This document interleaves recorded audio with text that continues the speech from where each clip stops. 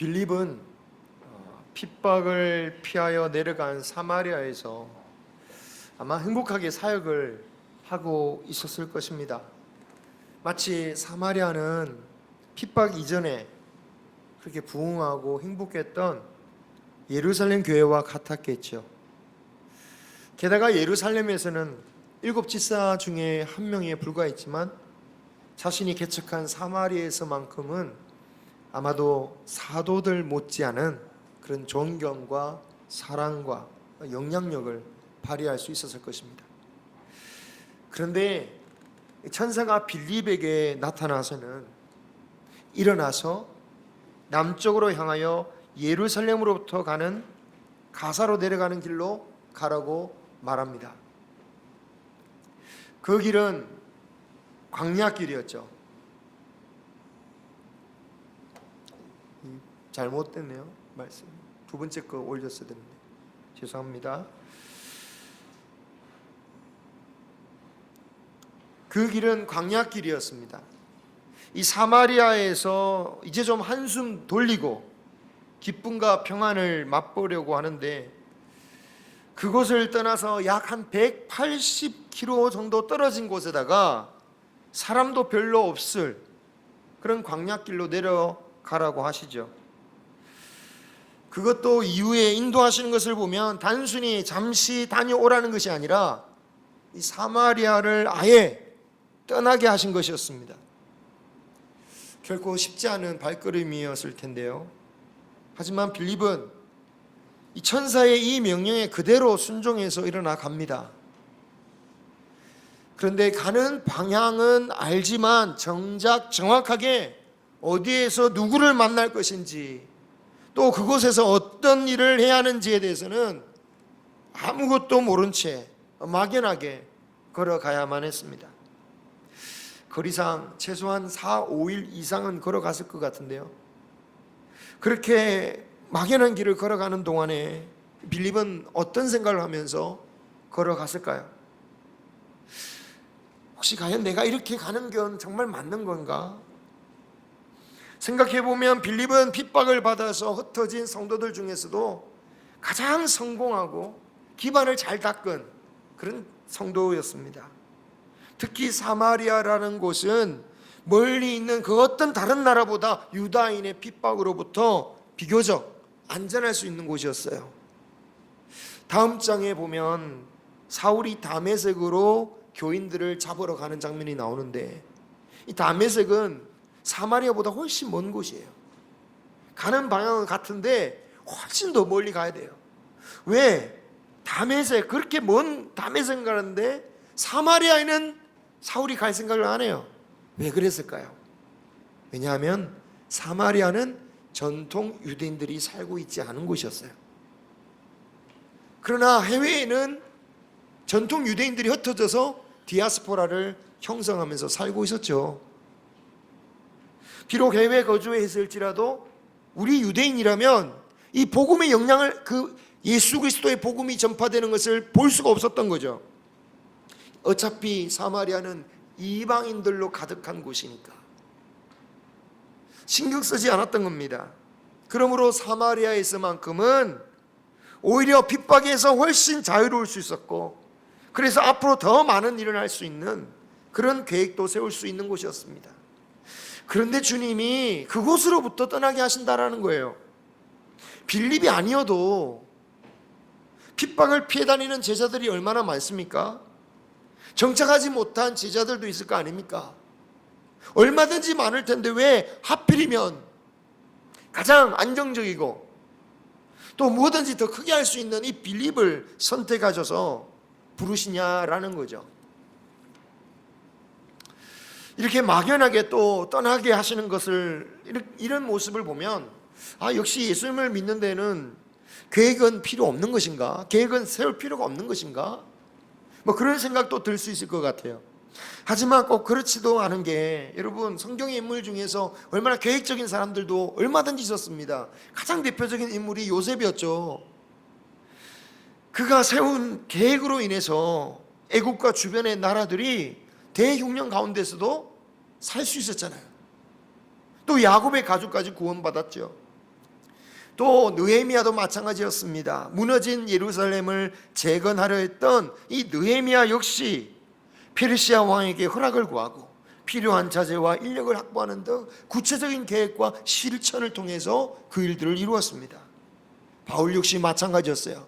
이 수사학이나 학문을 한 사람답게 아주 지역교회들을 조직적으로 만들고 후계자들을 양성했습니다.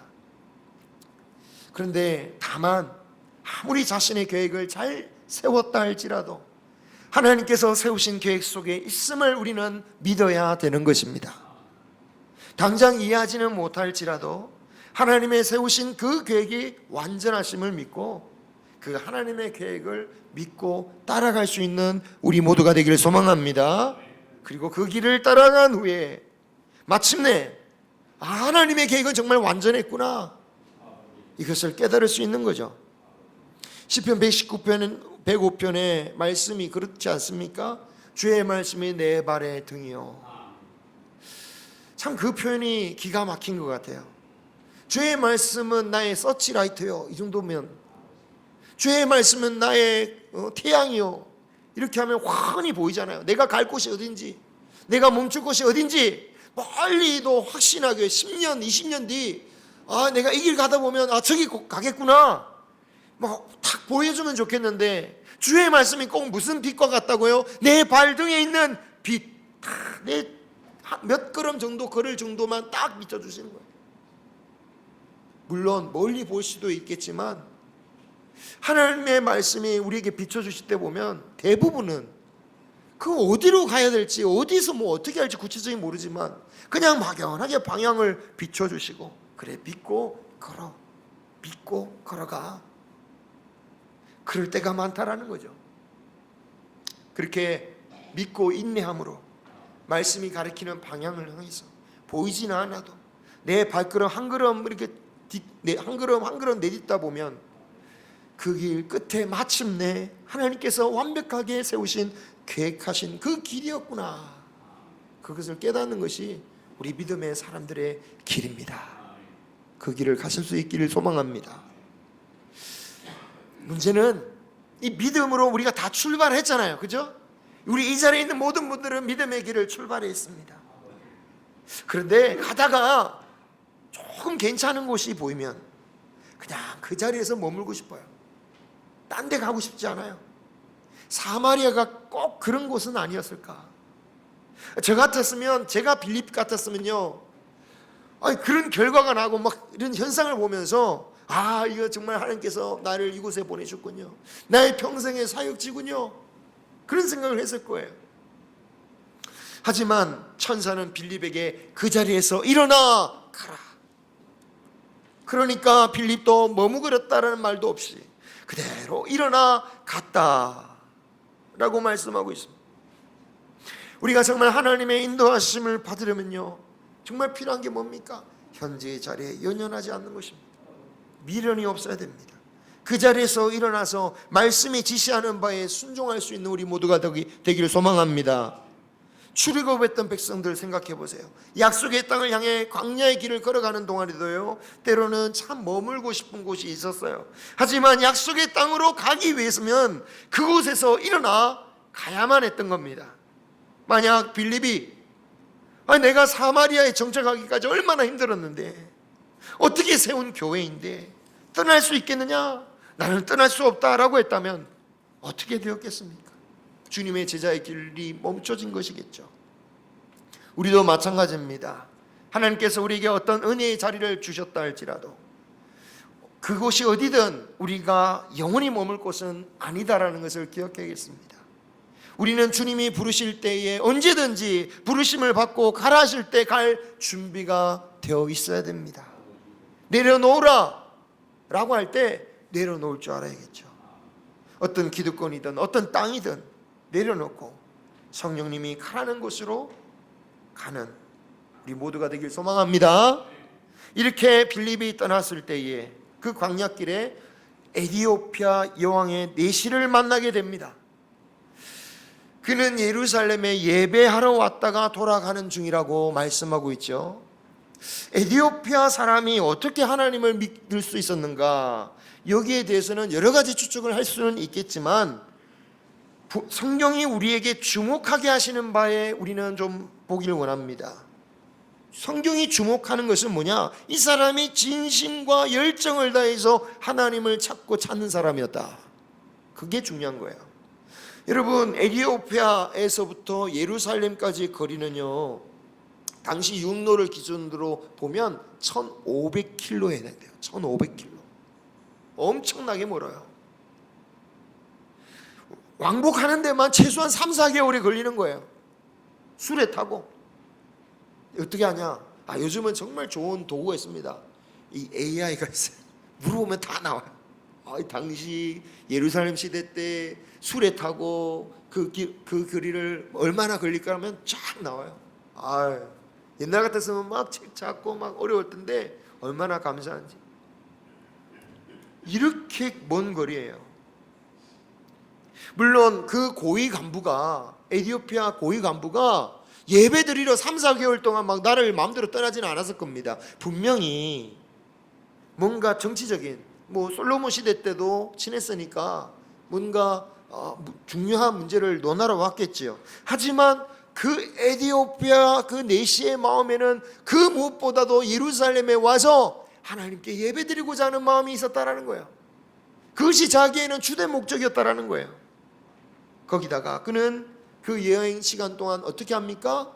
하나님의 말씀을 읽고 있었습니다. 여러분, 그 당시에 성경을 읽는다는 건요, 굉장히 어려운 일입니다. 지금처럼 대량으로 인쇄된 종이책으로 보는 그런 시대가 아니잖아요. 파피루스, 싸게 보면 파피루스 정도, 아니면 비싼 거로 치면은 양피지 가죽에다가 사람의 손으로 일일이 새긴 그 성경, 두루마리로 된 성경을 봐야 됐던 시대였기 때문에 그게 파피루스가 됐든 가죽이 됐든 엄청 귀한 거예요. 돈이 있다고 막 구할 수 있는 게 아닙니다. 엄청난 노력이 필요한 거예요. 그런데 그것을 구해서 수레안에서 소리내어 읽고 있었다라는 거, 그 자체가 하나님을 향한 그 믿음이 얼마나 간절했는지를 볼 수 있는 것입니다. 그런데 여러분, 사람이 아무리 내가 열정적으로 하나님 믿겠다라고 해서 믿는 게 아니잖아요. 하나님의 은혜가 있어야 되지 않습니까? 그 은혜가 어떻게 됩니까? 빌립 지사를 보내주신 것이죠. 빌립이 멀리서 이 내시의 행렬을 발견한 것으로 보이는데, 그때 성령께서 그곳으로 가라 하니까 빌립이 막 달려갑니다. 수레에 가까이 갔을 때에 내시가 읽는 소리가 들립니다. 가만히 그 내용을 들어보니까 놀랍게도 이사야 53장의 말씀이에요. 예수님께서 고난당하시고 죽으시는 그 메시아된 예수님을 예언한 그 말씀이었던 거죠. 그가 예루살렘에 갔으나 그 말씀이 뭘 의미하는지는 아무도 가르쳐 줄 사람이 없었을 겁니다. 예루살렘에 핍박이 시작되었으니 더 이상 성전 안에서 제자들이 들어갈 수도 없었을 것이고 함부로 전도할 수도 없었을 때니까 제자들을 만나기 힘들었겠죠. 그렇다고 성전의 대제사장이나 사도계인들이 이 말씀이 예수에 관한 말씀이라고 가르칠 리가 만무했겠죠. 이런 내시를 위해서 하나님은 빌립 집사님을 보내주었던 거죠. 수레밖에서 그 읽는 소리를 들은 빌립은 지금 읽고 있는 것을 이해하냐? 이해하십니까? 라고 물었습니다. 이 성경의 핵심적인 대화만을 기록하다 보니까 빌립이 다짜고짜 소리 질렀는지 아니면 정중하게 인사하고 막 경비원한테 막 거쳐서 얘기했는지 그건 잘 모르겠어요. 하지만 내시가 이 빌립의 말에 듣고는 즉시로 자신의 수레 안으로 들어오게 합니다. 누구도 나에게 이것이 무슨 뜻인지 누구인지 도대체 이 말씀에 보니까 도살자에게 끌려가는 양과 같이 끌려가는 자가 있다. 공정한 재판도 받지 못하는 분이라는 분이 도대체 누구냐? 그런 분이 누구냐? 그런 질문을 던지는 겁니다. 정말 놀라운 일이죠. 에티오피아 내시가 먼저 예수님을 묻고 있는 겁니다. 단순한 궁금증이 아니라 갑자기 나타난 정체도 알 수 없는 사람을 자신의 수레에 올려서 듣고 싶을 정도로 간절히 그 말씀을 알기를 원했다라는 거예요. 그래서 35절 보면 빌립이 이 글에서 시작하여 예수님을 가르쳐 복음을 전했다. 이 글이 뭡니까? 이사야 53장의 말씀이겠죠. 그 말씀을 가지고 그 이디오피아 내시가 가지고 있는 성경의 말씀을 가지고 복음을 전합니다. 우리의 죄악 때문에 채찍에 맞고 우리의 상처를 치유하기 위하여 죽으신 그 어린 양, 그분이 바로 예수 그리스도시며 세상 모든 사람의 죄를 지고 어린 양으로 죽으셨지만 3일 만에 부활하셨고 이제 성령을 보내시어 세상의 모든 사람들에게 메시아를 증거하라는 사명을 우리에게 주셨는데 당신에게도 성령께서 나를 이끌어 당신에게 왔노라 이렇게 전했겠죠. 그러자 내시는 그 자리에서 바로 예수님을 영접하고자 합니다. 마치 물 있는 곳에 이르렀을 때 여기서 다른 데 갈 필요가 어디 있겠느냐, 여기서 세례를 베풀어 달라. 자, 그래서 수레에서 내려 물속으로 들어가죠. 물속에 자진해서 들어가는 내시를 바라보면서 빌립은 아마도 이런 놀랬을 겁니다. 야, 하나님께서 이런 역사를 왜 나를 보내셨구나. 그래, 사마리아를 떠날 만했네.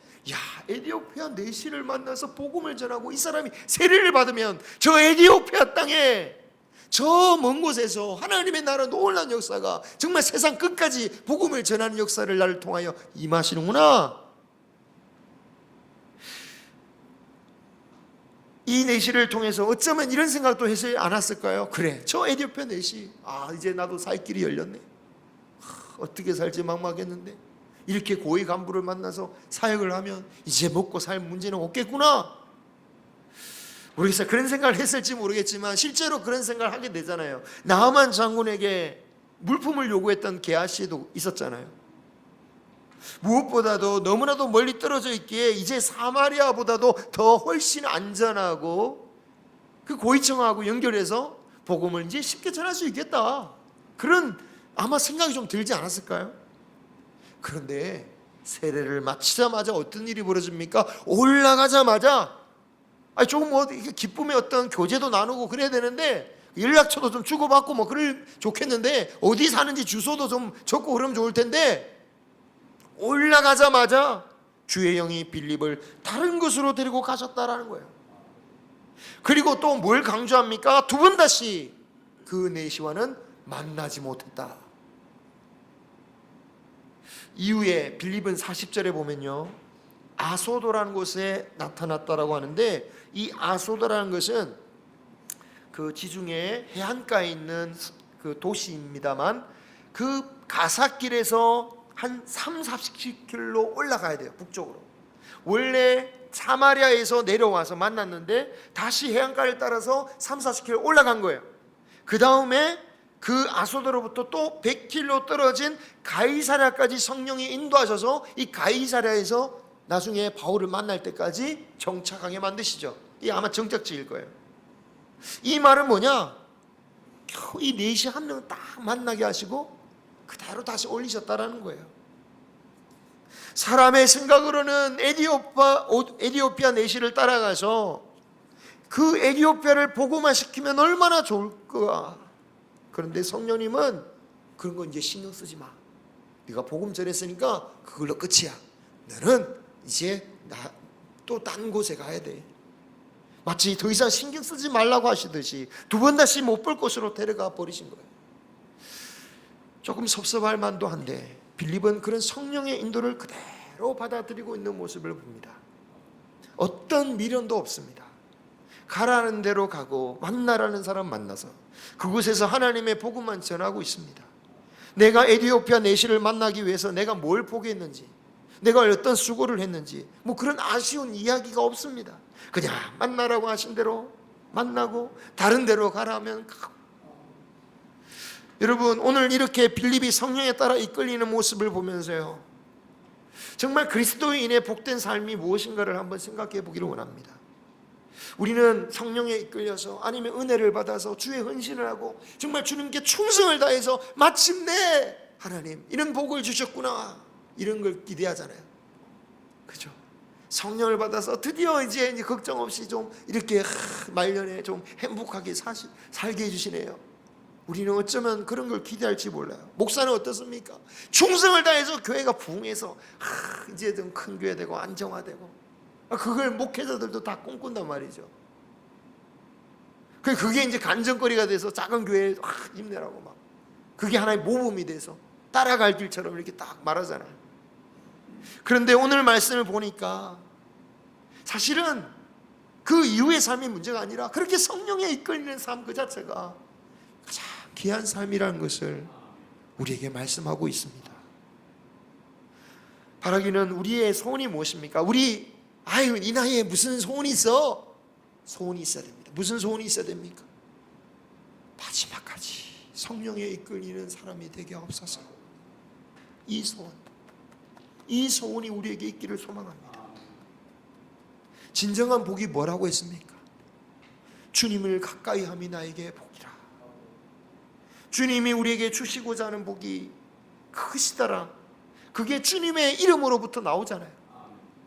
같이 읽어볼까요? 마태복음 1장 23절, 보라 처녀가 잉태하여 아들을 낳을 것이요 그의 이름은 임마누엘이라 하리라 하셨으니 이를 번역한정 하나님이 우리와 함께 계시다 함이라. 아멘. 하나님이 함께 하시는 것 자체가 우리가 복이에요. 하나님이 함께 하시는 것. 하나님이 우리 안에, 내가 주님 안에. 바로 앞선 말씀, 우리 지난주에 살펴본 말씀에서 성령을 통해서 뭔가를 이루고 싶어서 능력을 구했던 시몬의 이야기가 있었습니다. 오늘 말씀에는 뭔가를 이루고자 하는 게 아니라 그냥 성령에 이끌리는 삶, 그냥 그 삶을 살아가는 빌립의 모습이 나와요. 사실 성령에 이끌리는 삶 자체만을 바란다라는 것은요, 이상적인 말에 가깝습니다. 현실에서는 아까 말씀드린 것처럼 그렇게 성령에 이끌려서 정말 복을 받고 싶고, 성령에 이끌려 사니까 이런 것도 참 아파트도 없고, 좋은 자동차도 없고, 교회도 큰 교회가 되고, 그러면 정말 하나님께 영광이 되고 증거가 된다, 이렇게 생각하잖아요. 그런데 그런 일이 안 이루어질 때 많은 목회자들도 실망해요. 주님, 제가 평생 했는데 평생 어떻게 개척교회를 하게 하십니까? 나는 실패했습니다. 선교사님이 평생 선교사직을 하고 배틀어 집을 고국에 들어왔는데 남겨진 것은 아무것도 없고 정말 힘든 삶을 살아야 되면 막 비참해하면 그런 마음이 들 때가 있다란 말이죠. 근데 여러분, 성령에 이끌리는 삶이 복되다라고 깨닫게 해주시는 것도 결국 성령님이에요. 그런 마음이 들 때 우리에게 필요한 것은 더욱더 이 시간 주여 성령이 내 마음을 가득 채우시고 이 시간 성령에 이끌린 삶이 나에게 복된 것을 깨닫게 하여 주옵소서. 하박국 선지자처럼, 하박국 선지자가 고백한 게 그런 거 아닙니까? 다 빼앗기고 아무것도 없지만 여호와께서 나와 함께 계심을 알고 이 여호와로 인하여 내가 즐거워하고 기뻐하리라.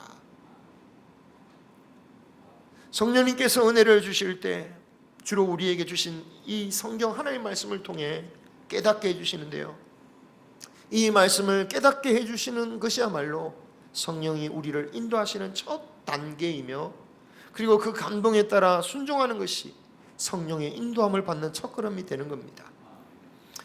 하지만 많은 사람들이 성령님의 인도라는 것을 깨닫지 못합니다.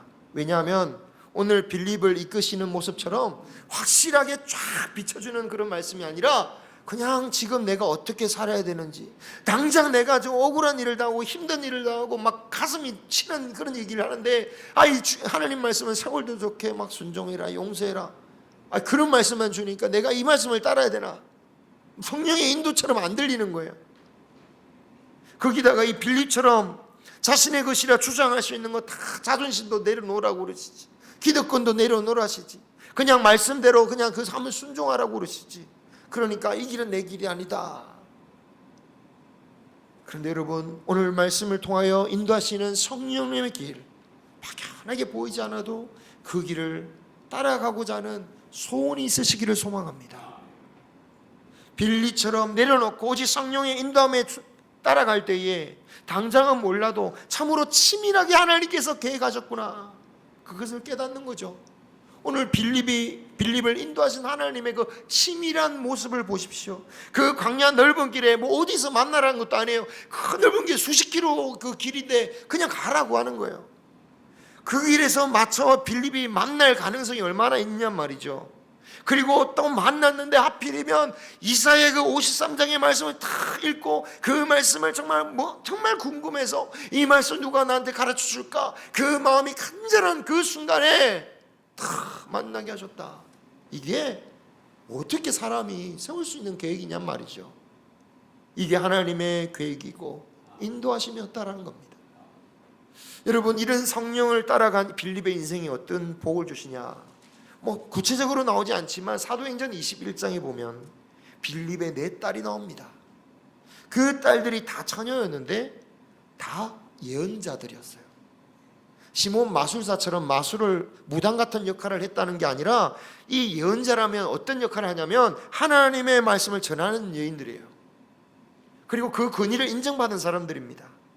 그 시대에 아들이 아닌 딸 4명 있다? 자랑 아니잖아요. 그럼에도 불구하고 그 딸 4명이 하나님의 말씀을 권위 있게 전하는 예언자가 되었다는 거죠. 성령의 인도하심을 따라가는 인생을 살아갈 때에 하나님께서 놀라운 길로 또 빌립을 인도하셨다. 성령의 이끌림을 받을 때 나를 통하여 하나님의 기쁨의 역사를 행하실 뿐만 아니라 나와 내 가정에도 마침내 기쁨을 허락하여 주실 줄 믿습니다. 바라기는 이런 성령님의 이끄심을 받기를 소망합니다. 그래서 우리의 모든 인생에 후회 없는 인생이 되시기를, 세상의 것보다 성령대로 내가 인도함을 받았다고 후회함이 없다고, 이제 나를 환영하는 그 주님 그 길로 가겠노라고 고백할 수 있는 우리 모두가 되시기를 주님의 이름으로 축원합니다. 내가 내 기쁨에